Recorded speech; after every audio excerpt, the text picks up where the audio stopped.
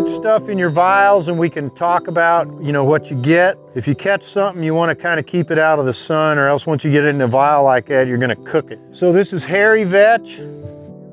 Hairy vetch, Phacelia tannacetifolia, oilseed radish, crimson clover.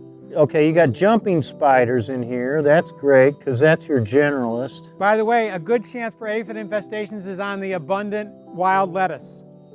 For some reason, they tend to really get covered up with aphids, and then you get the beneficial insects on them. Here is an aphid. It's taken out by fungus.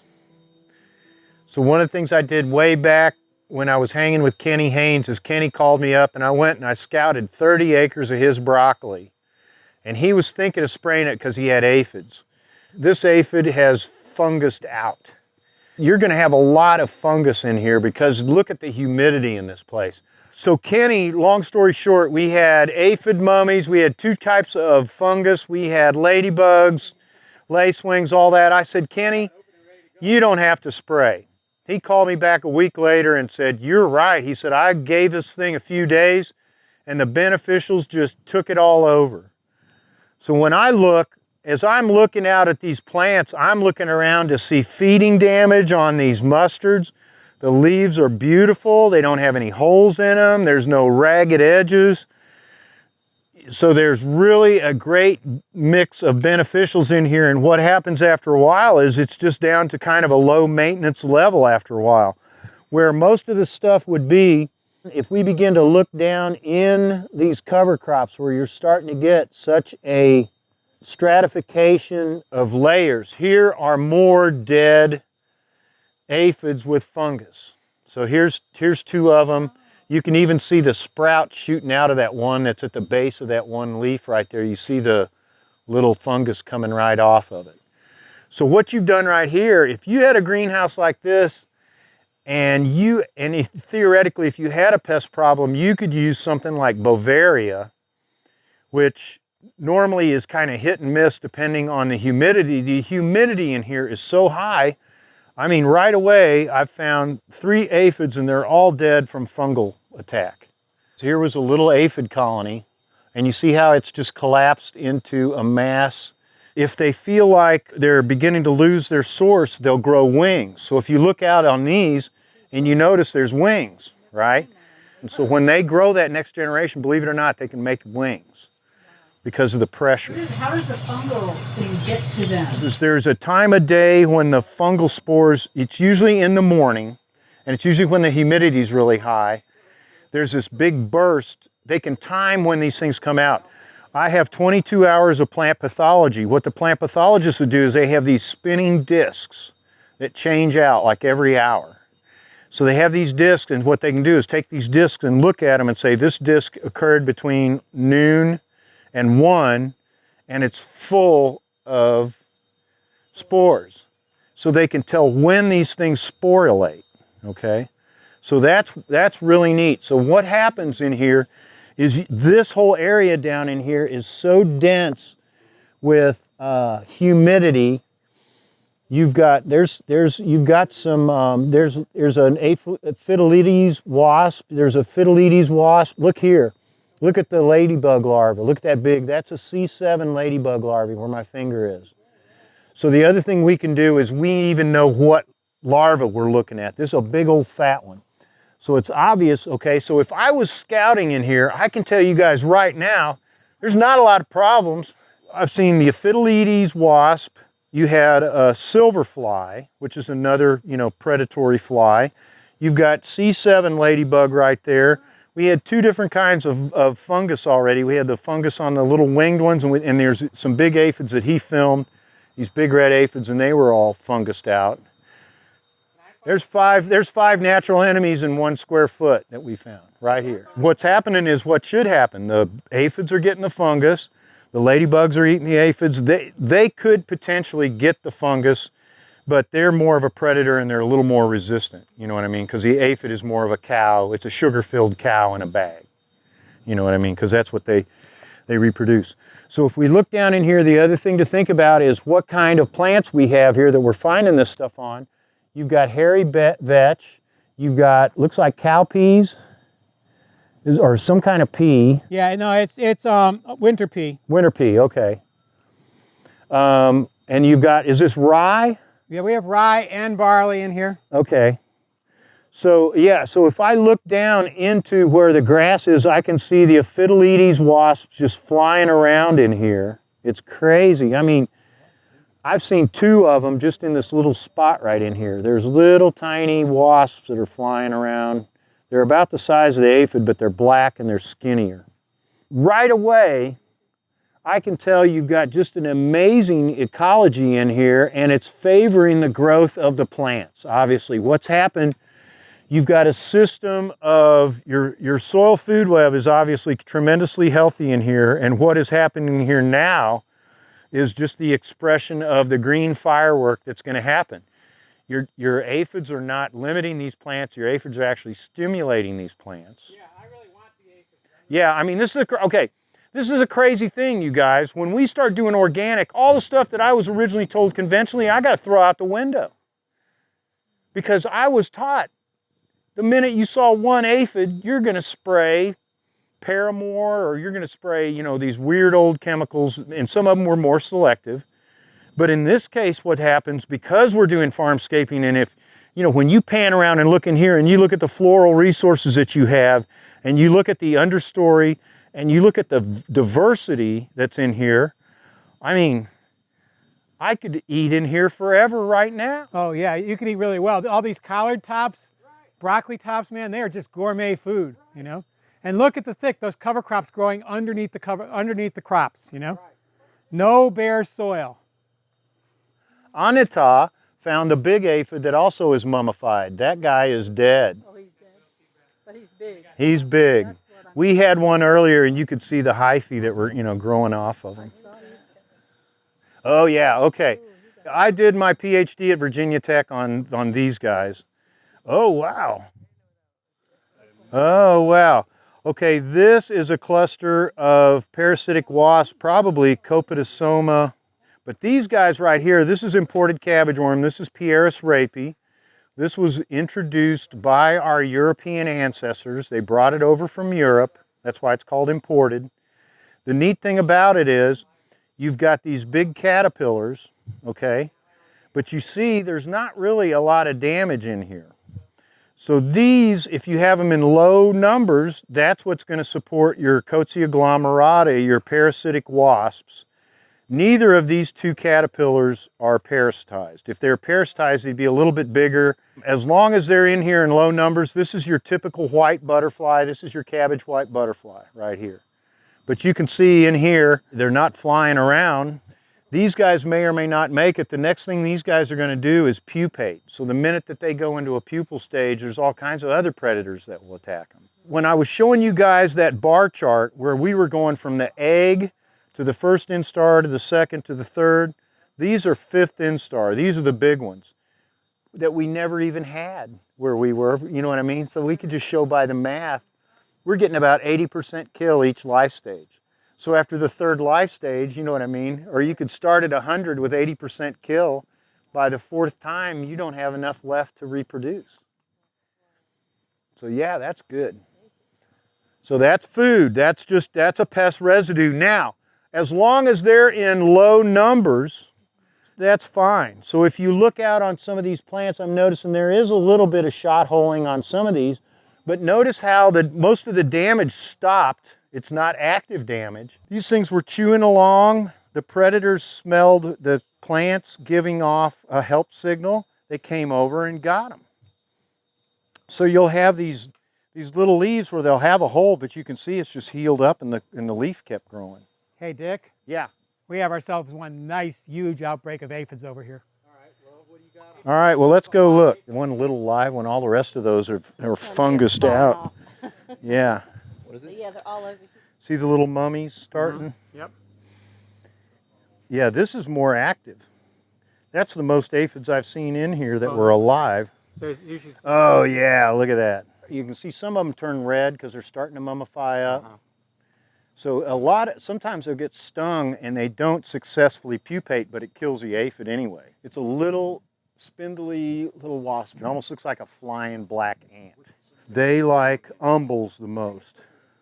real mustard flowers are just amazingly attractive because there's a lot of mustards in nature. Think about, okay, here's one of the things that I do. I've got peppergrass, yellow rocket, right? I got all these early mustards that are out in my field.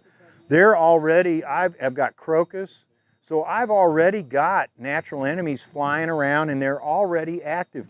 One of the things that I'm going to keep saying over and over again is if you start now with your beneficials and get them in on this first generation that's going on, you're not going to have a problem all summer. If you're going to sit around and call me in June and say, I've got really terrible aphids, I'm just going to say, well, here, I'm going to play my file in for you. Let me step back. Because you have got to think about the timing and what it's going to take to get on this stuff. And so the other thing that we are constantly doing, and this is one of the things that Patryk has such a gift is just puttering around. Because like, if I'm bored, okay, I can go get on the computer or, this, you know what I like to do. I like to be I'm out here reaching and grabbing. There's something going on. That is almost all aphid wipeout. And see how they're getting winged? The aphids are getting wings. Because what's happening, if the aphids are in a colony like this and they start getting thick, it's time for them to move on. Remember I said it was parthenogenesis? Yep. Until it's time to move. Then they do sex because they don't know what's coming next. Right. So if they do sex, they got a great diversity of what lands, and whoever's best will be with the parthenogenesis that does best there.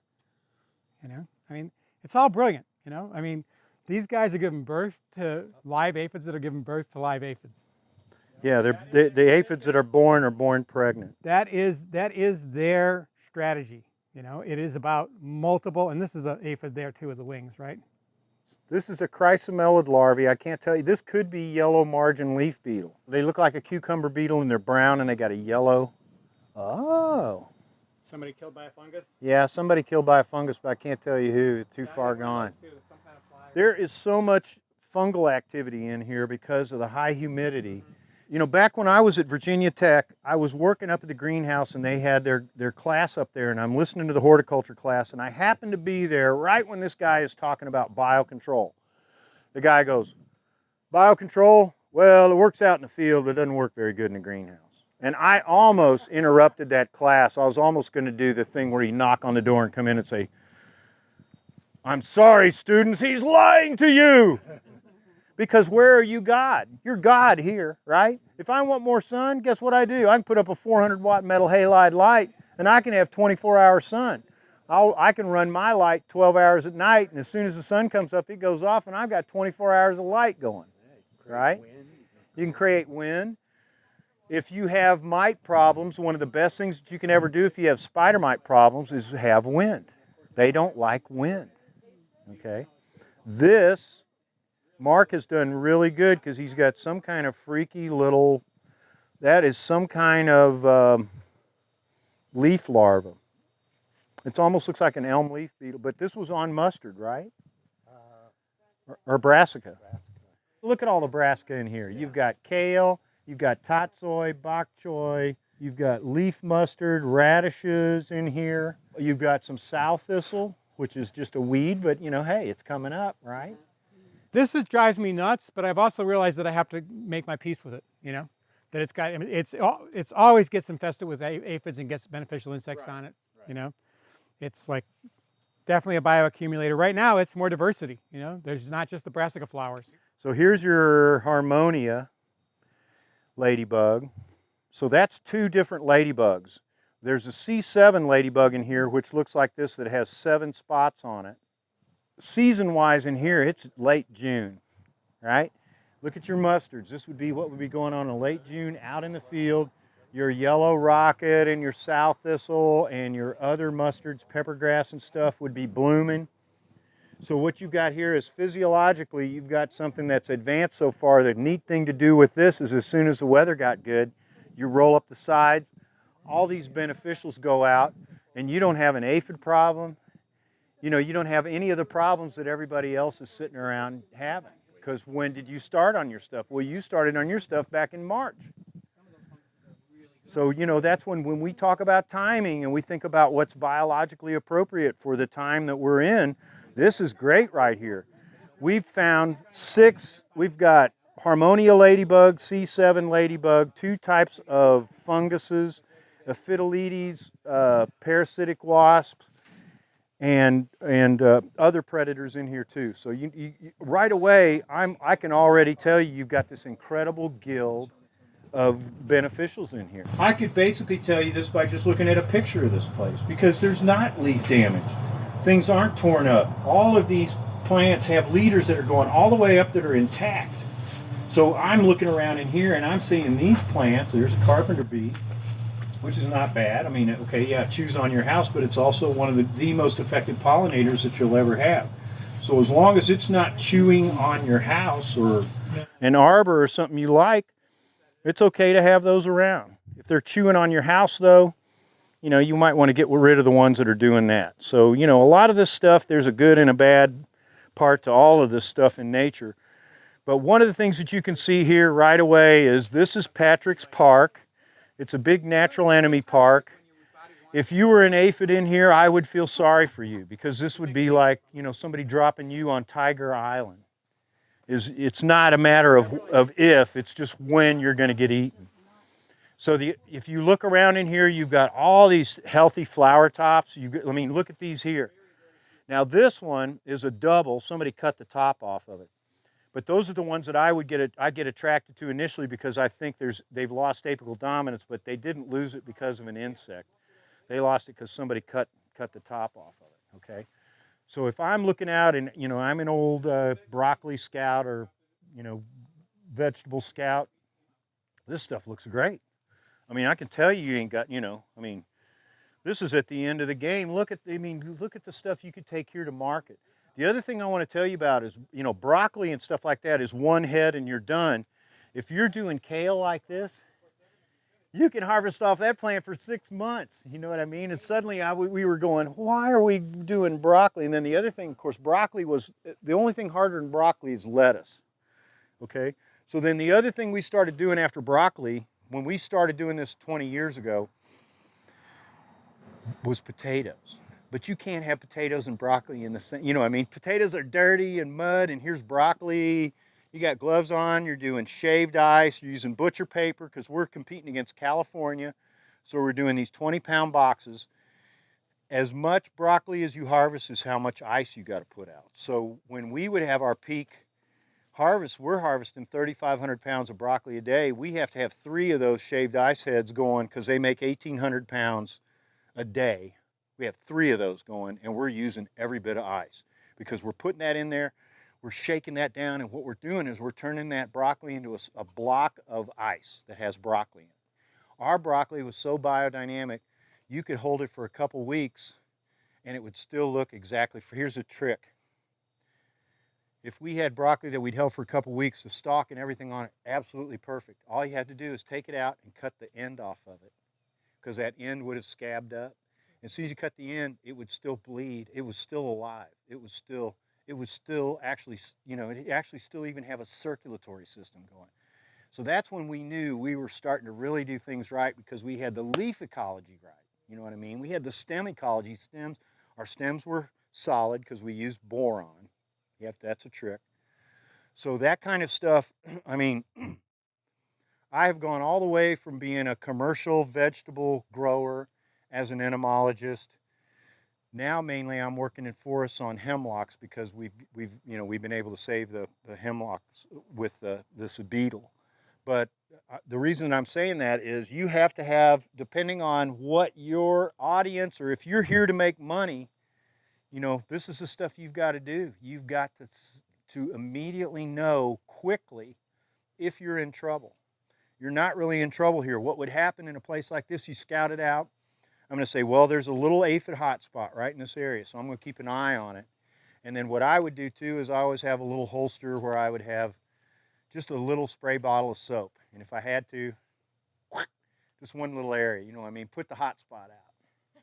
But other than that, most of the time, I just hold my fire and wait and just see what happens, Whereas I more celebrate the hot spot, see what's going to happen with it, Yeah. There's times where I would lay awake at night in bed going, oh man, I'm not sure if I should have sprayed that field. The very first thing I'm going to do when I get up in the morning is drive over to that field.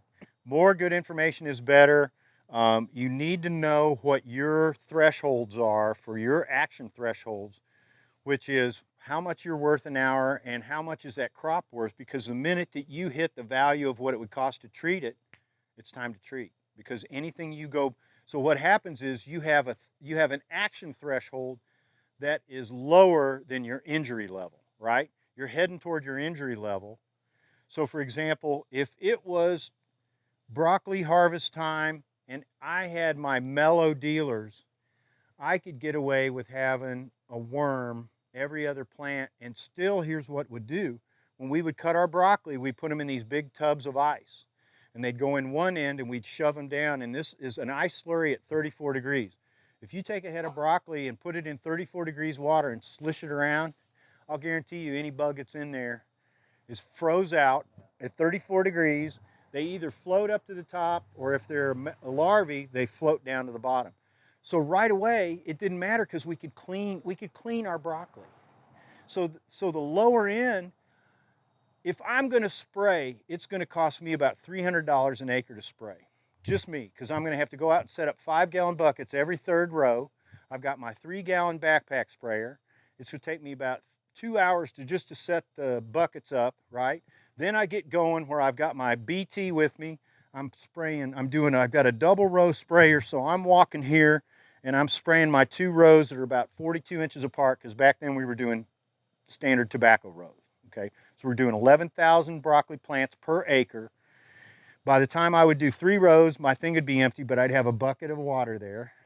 So I could do the whole thing, but it's going to cost me $300 in labor to treat an acre, right? So that becomes my break point. See, I can figure this out real quick. I knew how much my broccoli was getting. I was getting $2.50 a pound when we first came in, because right when we first came in with our broccoli, we'd plant now. The first crop would come in mid-June, because we do our early season broccoli. California we didn't realize this, but California browned out and the price of broccoli doubled every time we came in. So we were like Mr. Magoo. We would drop off the cliff and the balloon would come up and grab us, and we would go, "Why, this is pretty easy. Why hasn't anybody else done this?" Well, 3 weeks later, California would come back in. The price of broccoli would go from $2.50 to $1.25. They just cut our lower extremities off. So we would go to these guys and go, "We need to negotiate a price with you guys." Well, at first we couldn't. Here's what they do. They'd say, "Whatever Global Organics price is what it is." So I call Global Organics and I say, "How do you guys figure out what your price is?" "Oh, well, I'm calling Joe Blow at the dock in California." I said, "Give me his phone number." So I got his number. I'm like, "Hey, this is so-and-so with Global Organics. When are you guys harvesting?" "Oh, we're about 2 weeks out." I'm like, "Guys, we've got to make as much money as we can in the next 2 weeks, because the minute those guys come in, they're going to crush us." And at that time, Heavenly Mountain, for all their enlightenment, would only go with whatever the going price was. So we actually went back to them with one of their members that happened to be wealthy and said, "If you guys will give us a negotiated price, we'll even do between the two, you know what I mean, we'll do $1.75 or, you know, somewhere in there, then we can all make money and quit jerking us around."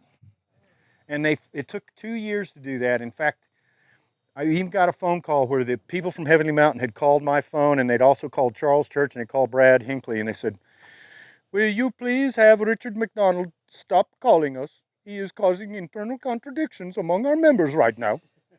Because I'm going, if you guys are this enlightened, how come you can't even support a farmer that is just trying to make money? And we were going, I'm calling the dock guy there. I get one of the Hispanic guys. "Hey, who's this? How much they paying you an hour?" $2. You know what I mean? I can't make a living at $2 an hour. Not in this environment. Any idea? I'm not sure. It might be a part of the plant, but it's something I haven't seen before. Oh, that's just a cut stem that's leaking latex. I see. But then what's the brown?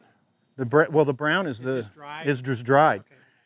So, you know, back in the Civil War, when they didn't have opium, wild lettuce has a derivative of opium in it. So these guys would grow this plant, dry the latex down, and use it as a, I don't know if this is the exact one, but it was a wild lettuce plant.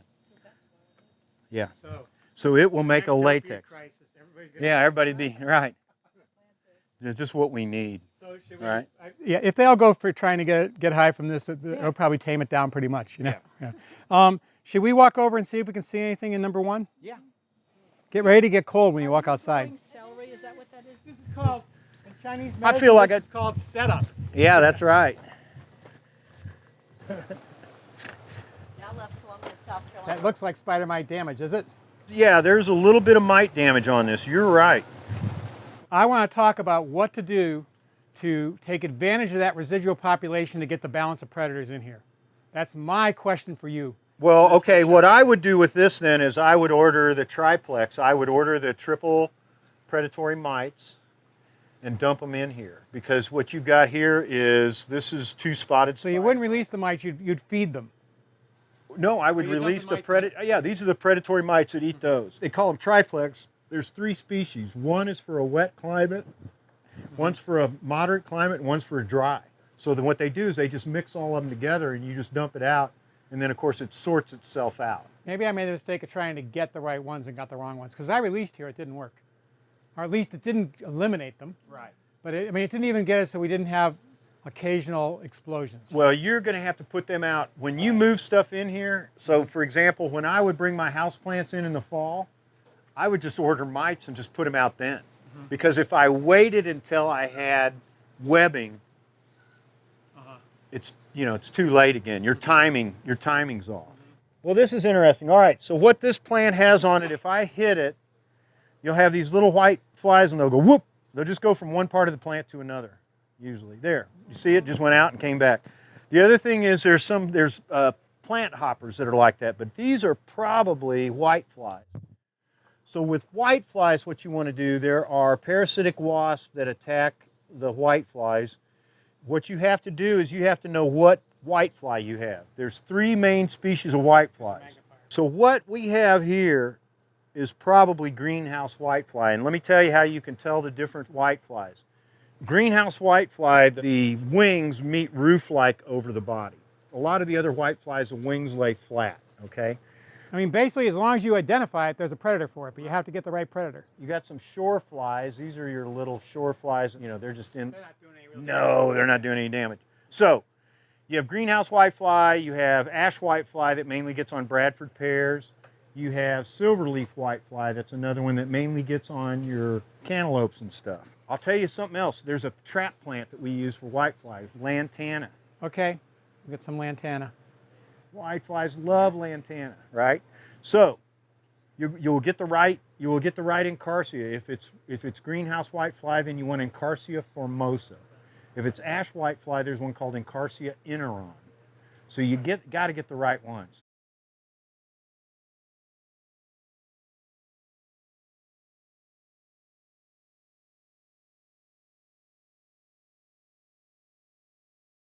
It's probably more more spider mite there, right? Yes, yeah. All this stippling in here is spider mite.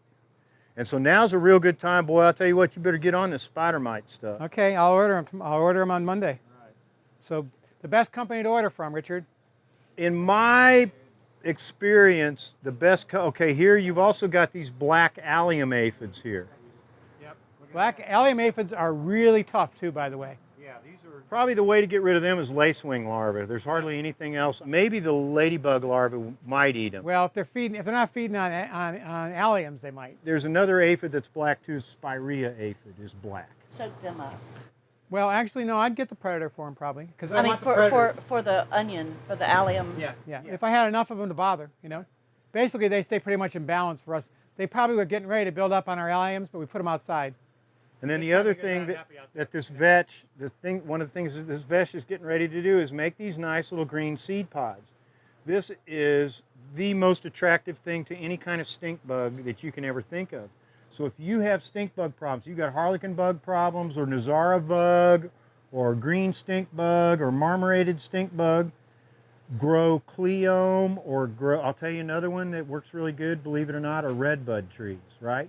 So when redbud trees have their dangling little green pods hanging down, they were covered with marmorated stink bugs, so I just took my soap and soaped those things and just had dozens and dozens of stink bugs fall. I mean, I've got them still. I've got a couple still in my house. But you greatly reduce the population by hitting them where they wanted to be. And here's something else that's really funny. I grab one of these stink bugs, and I like to take the stink bugs and I put them in a 10-dram vial, and I'm freezing them in my freezer, which is, I don't normally like to kill things, but there's so many of them, and I got a peach tree in my front yard.